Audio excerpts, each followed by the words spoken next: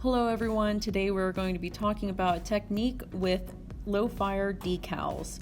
Here I have a couple of squirrel decals because I love squirrels and everyone knows that. I'm going to be applying them to some clear glass and we're going to be using some warm water and tweezers.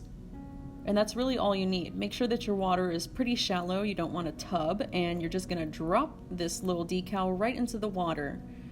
Next is the waiting game. We're going to wait until the bottom piece of paper attached to the decal begins to peel away from the transparent decal that is holding that black screen print together.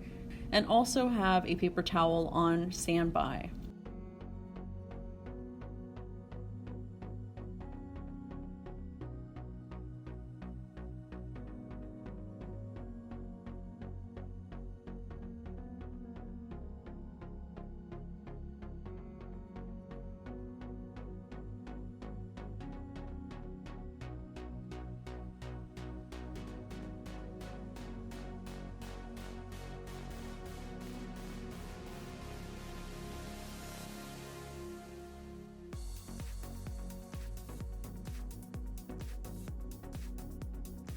I like using the tweezers because I can kind of poke down on the decal to loosen up that paper and begin to see some of those edges floating upwards and detaching themselves from the base paper. This is probably less of a technique and more a product of my impatience, but I find that it works pretty well. Once an edge starts coming up, you'll be able to see a little bit of the film coming up off the edge of your paper.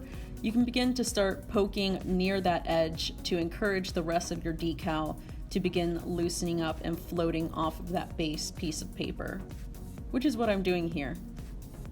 Now that I've finally gotten that piece of paper to fall off of the decal, I'm going to take my flat piece of glass and place it underneath the decal in the water. This makes you anxious. You can always take the decal out and then place it on your glass. I prefer to do this so that then I can hydroplane the little decal and position it wherever I want. At this point, it's not truly stuck to the glass because it has not dried. And then, once I have it just where I want it to be, I will dry it with the paper towel by pressing firmly down, thus adhering it to the surface, and make sure that there are no bubbles underneath the black silhouette of my decal. If there are any bubbles that you find under any large expanses, you're going to want to rub those out with your paper towel very smoothly. Don't worry about damaging it. The real damage would happen if you left those bubbles there and allowed it to fire, because then there will be a space where there is no black, there is no decal.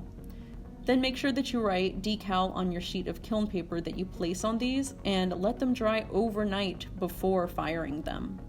Now, as you're waiting for your decals to dry and to be fired, go ahead and make the other components of your whole entire piece. For me, I'm going to be making a tree to hang my squirrels off of and be a wind chime. So the top part is made out of little scrap pieces of green full fused onto some clear glass. My trunk is also made the same way with some nipped off pieces of brown that I found in the scrap bin, and I also made some little branches. For the leaves, I chose some other scrap pieces of green and full fused them together, so there's one kind of lighter color green right down the middle of all of my leaves, and I'm just mapping them out right now on some butcher paper, deciding where I'm going to be drilling my holes and where I'm going to be placing my squirrels.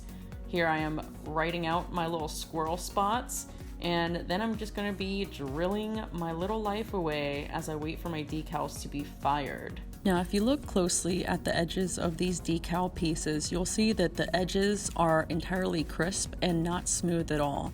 This is because the firing for decals is very, very low, lower than a slump.